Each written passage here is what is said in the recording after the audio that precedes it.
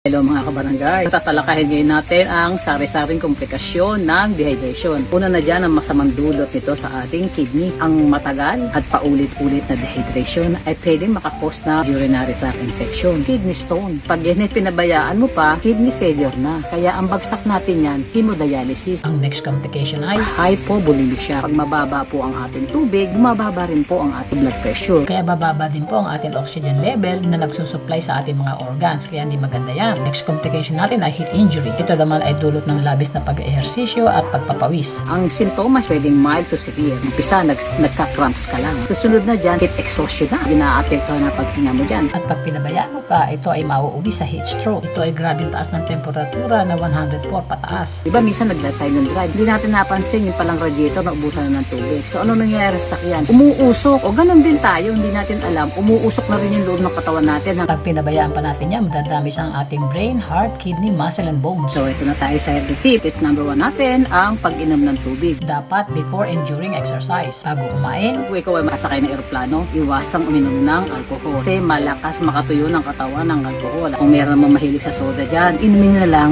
sparkling water. At malakas din po makadehydrate and air condition, kaya dalasan din po ang inom ng tubig. Kumain po tayo ng mga prutas o vegetable na saganas na tubig. Next week, pag-uusapan natin bakit tayo nagkaka-seizure at cardiac arrest. See ya!